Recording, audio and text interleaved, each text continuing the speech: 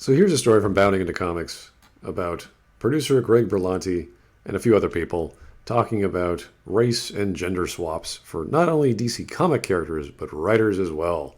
So hiring on diversity and swapping up genders and races in modern comic books, or trying to appeal to the modern crowd, I guess, for comic books. Now, there's nothing inherently wrong with doing that. You just need good stories to back those up. So maybe you think Spider-Man would work better as a black kid in the Bronx, or Supergirl would work better as a male cousin to Kal-El, or a female Kal-El, or what have you. These stories can work. It's, again, how it's done. So let's see what he has to say. This is all based off a virtual fest, a Variety's Virtual Fest TV, which a bunch of creators got together and talked about the industry. That's fine. In the DC universe specifically, there's been a focus on us recognizing that we want to create heroes that look and felt like today, not the 40s and 50s. That's totally fine. Although I wouldn't mind it if they created heroes that looked like the 40s and 50s. And we've seen animations like not Batman Beyond, Brave and the Bold, which worked totally fine. So they can tell period pieces in modern days. There's nothing wrong with that. It's what's your audience? Why are you doing it? Do you think it'll work better if it's told in the past, and why?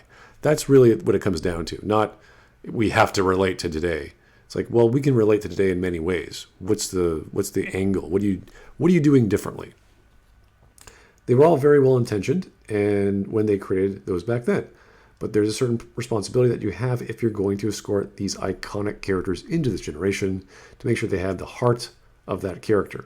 And that's very important. You want to maintain what makes Batman Batman, what makes Superman Superman, what makes I think Kara, what makes the Flash the Flash. All these elements. You really have to know the characters, what they were created for, what their original origin story was, so you can then take that into the next level, give it a twist, whatever. That's what writing is. That's totally fine. But they don't have to have the gender or the color of that character or the sexuality. No, I suppose they don't. But why is that important? Because if you're just doing that, then you're missing the point. You're missing the point of that character. And if you're changing their sexuality or their sexual preference or their identity or whatever the hell you want to do, what's the point? Why does Flash now have to have a story about their sexual identity? Why does Kara have to have a gender swap? Like, what is that going to do? Is the story of Kara all about looking after her supposed younger cousin, or trying to live up to her cousin? Is that what makes Kara L, or whatever her last name is? What makes Supergirl Supergirl? I don't know. And I'd like to get a good answer so that when we do have a gender swap or do have a race swap or what have you, we can still relate and understand what that character represents. I think it's fine, but when you start throwing stuff like sexuality, it's like, you're telling another story. Why are you doing this? What's the point?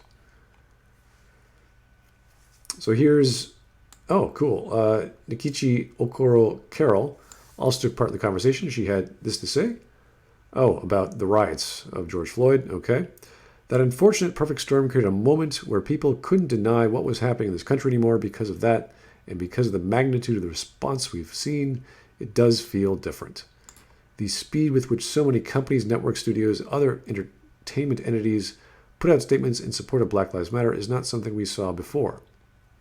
They did support them in some small capacity, just not as strongly and all at once, because of the rioting and the death of George Floyd. That's true. Now, if they just want to capitalize on that, good for them. But we know what you're doing. It's pretty obvious. That is going to fade away. It's going to be a trend. It's going to stop being a trend. It's going to come back and forward as all trends tend to do. So if you think you could ride the wave and be successful, great. But it all comes down to storytelling. It all comes down to telling a good story, not necessarily having some sort of diversity quota, and thus we have to make a black superhero or whatever. That's silly. When you hire this is from Carol again. When you hire a black writer, we say you got a twofer. Okay, because we can write your stories because we've had to survive in that world and figure out how to assimilate and live in it. Then we can write our stories because of our truth. Now, I'm not against bringing in writers who are lived something, who have something unique to share, or who have a specific experience that only they could tell about. That's great. I think that's fantastic. However, we're talking about pretty surface level stories. We're not talking about very complicated comic book characters. We don't need specific people from specific denominations in specific backgrounds. If you are a good writer, you should have no problems talking about tragedy and what makes a character tragic, especially when you're talking about a character that comes from the 40s, the 50s, or some classic element of the Marvel or DC universe. You go, okay, look, this is a character we all know. Did you read them? Yes, good. You should be able to write them fine. Do your own spin, see how it works.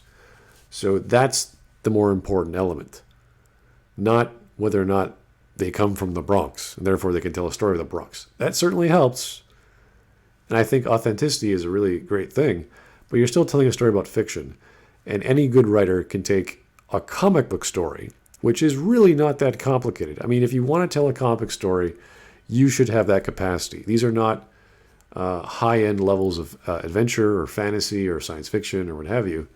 You should have no problem, if you're good enough, to write any story in a comic book, regardless of your background, how you were raised, etc., etc. So I don't see that argument. I don't see making diversity hires a big thing. It's all about how this person writes, whether they understand the character they're writing, and letting them do so, and liking their work. And of course, if they have experience, that's great. You know, they've written other comic books. That would be a great sell for any hire of someone making that thing. So this is from Stargirl, Angelica Washington, who plays a high school age version of Elizabeth Chapel, Dr. Midnight.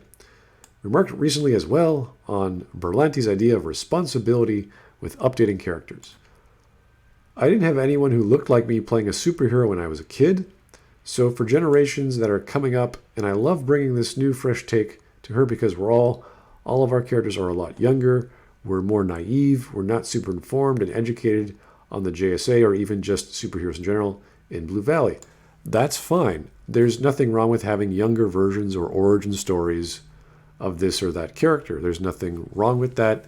It's a little watered down. It's a little not what you expect, like having Superboy or even in the Smallville series where you had these variations on superheroes and supervillains. So there's nothing wrong with telling stories like that. It's, are you getting the character right? And I think with the show like Smallville, they did, because they showed the relationship between Clark and his parents very strongly, and his other friends as well. That was the focus of the drama. That was the focus of the story. What does Clark care about? Where does he get his values from? And the struggle between that and what his real parents wanted. What the destiny he's forced to deal with. So you can tell other stories associated with that. I don't know if it's going to work like Young Justice or characters who aren't as relatable or aren't as popular. So you have to play a really fine line when not only you're talking about the age of the hero, but their gender, their race, their sexuality, and now you start combining things. It's just like, this is getting too much. You can't change too much. It becomes a different character, and then the identity of the original character becomes lost. The same with Batman. Batman's been reinvented so many times. So doing a new spin on Batman is nothing new, but how much do you change the original prototype of Batman? If you turn him into like Gotham High stories, where he's now in school and he's Asian and he's coming to Gotham, and you're like, whoa, what's happening here? Do you understand what kind of story you're telling? Or are you just telling some young adult romance comedy that happens to involve Batman characters when they were younger, and Joker's a jock or whatever, and Selena Kyle's a prima donna? So you have to be careful with stories like that. So this is nothing new. I don't think this is going to work out. But if you have a good writer, all of this is possible. You can have iconic characters be slightly different. Not more than slightly different, just slightly different. You can't make Kara a homosexual male transvestite. It's not going to work. You're not going to make the Flash a person with dissociative identity disorder who's a midget. It just, whoa, you're pushing too far. You're missing what those characters are. So maybe they can pull it off. If anyone knows of any examples, I don't really watch the CW. I have no idea. I don't really watch TV in general. But I'm sure there's some examples of the CW that you guys know that work.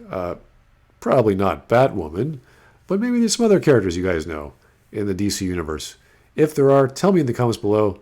Maybe there are some good TV series or Netflix or streaming services out there that do tell good comic book stories. I'd really like to know, because there's so many comic book stories out there and they don't really interest me. So thanks for listening. Have yourself a great day.